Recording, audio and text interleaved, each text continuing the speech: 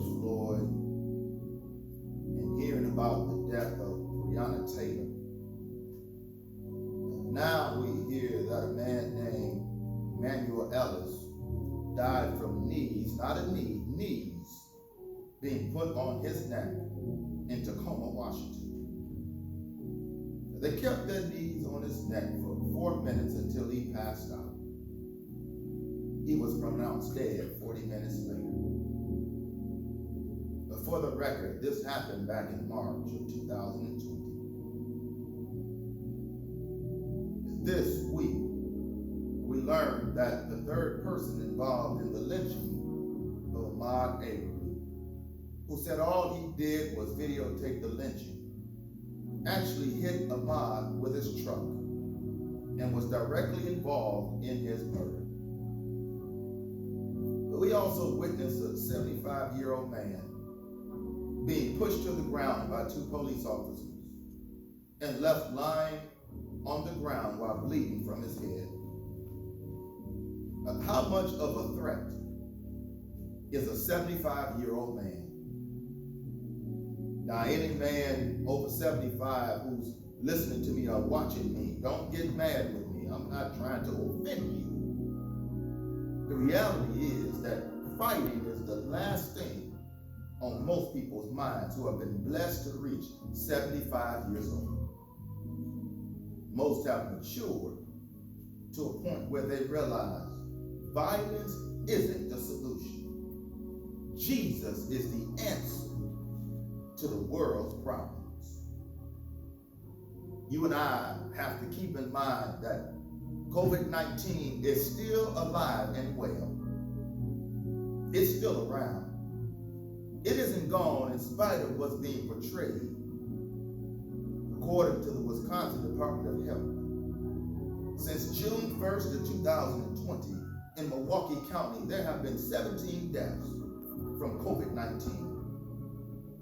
We also know that 50% of the deaths are people of color.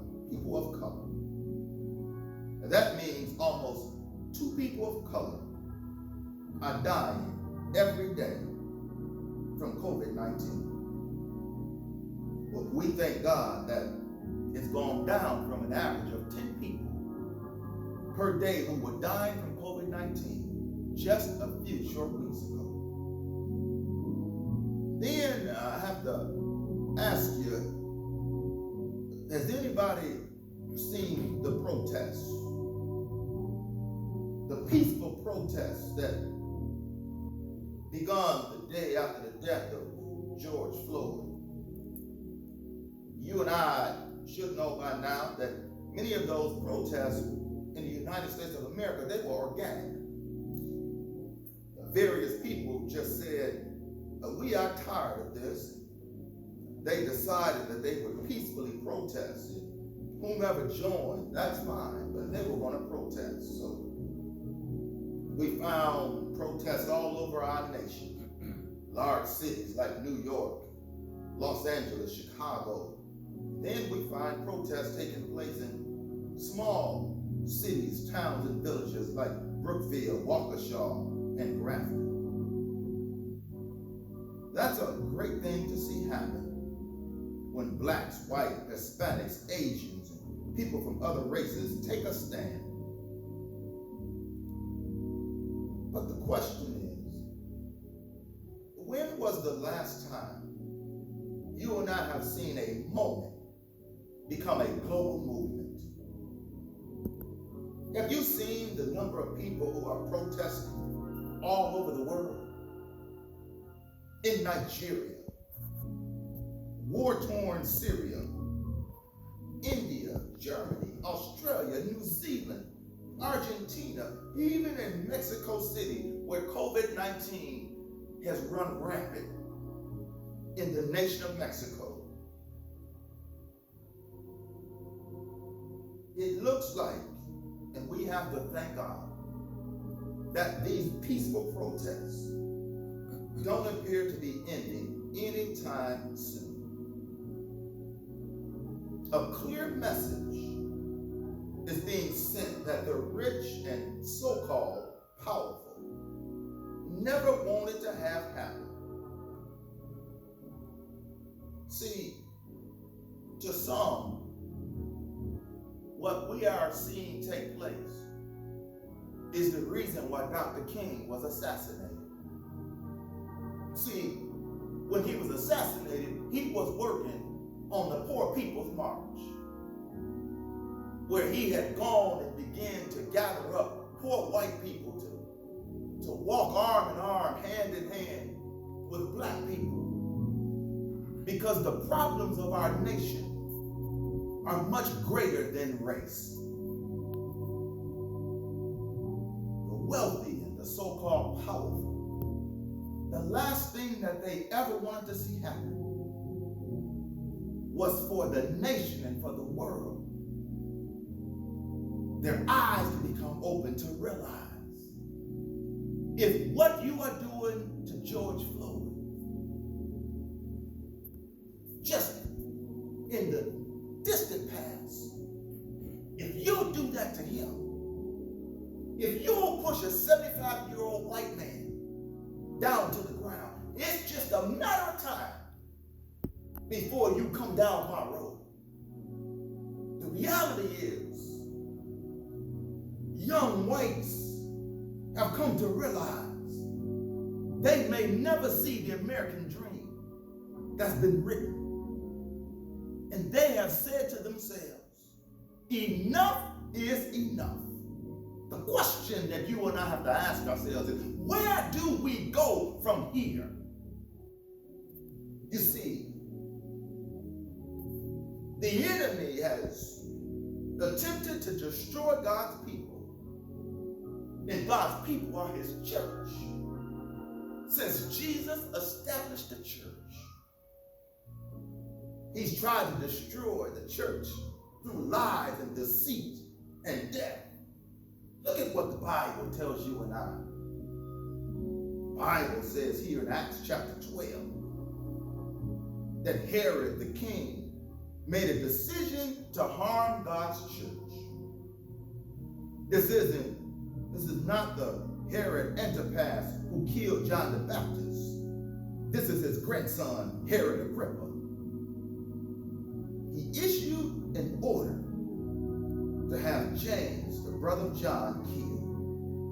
The question is, why did he do that?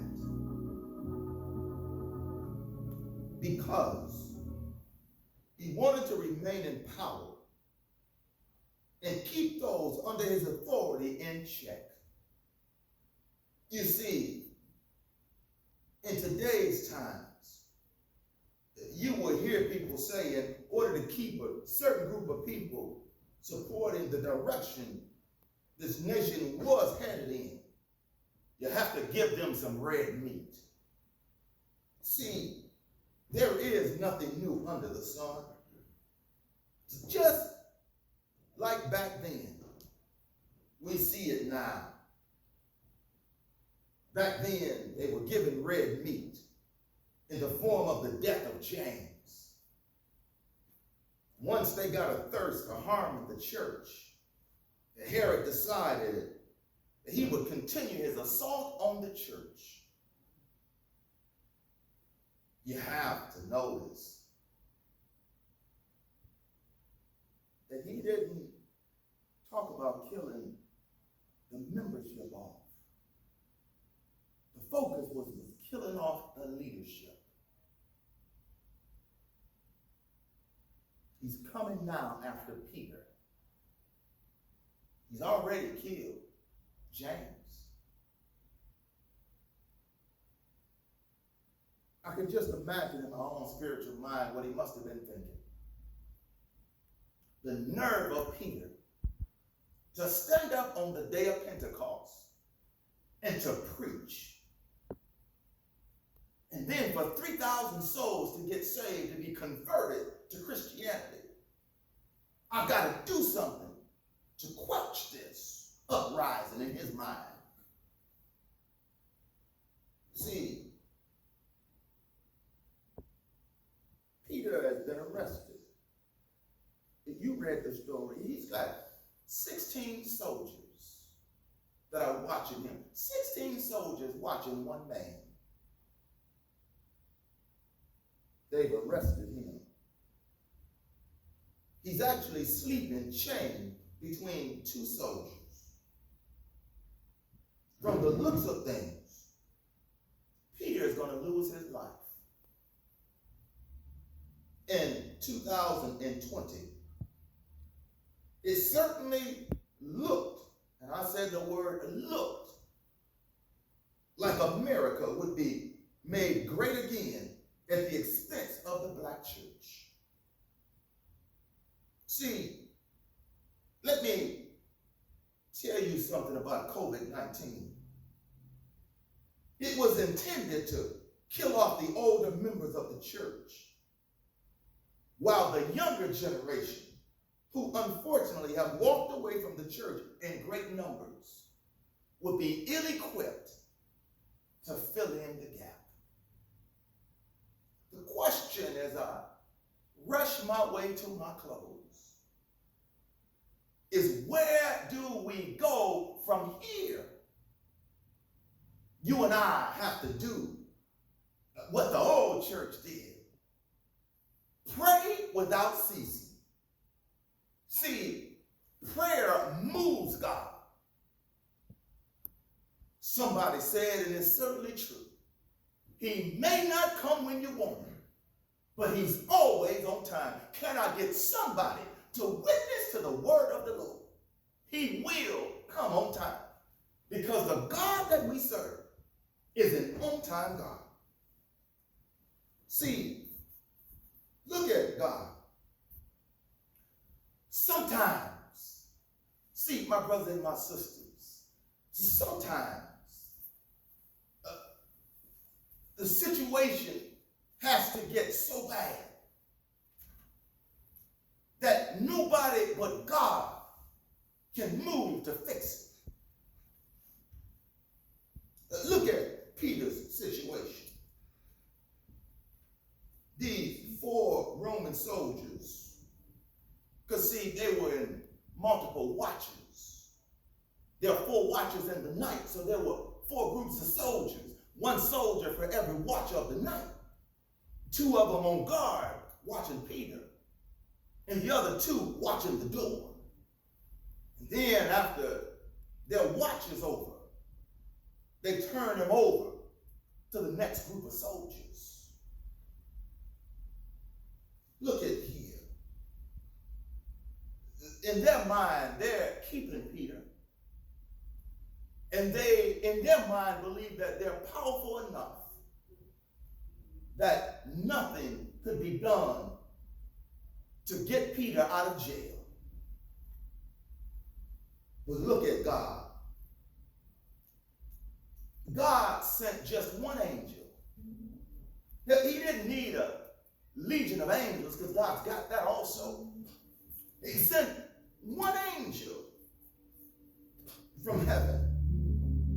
See, the thing is, if God be for you,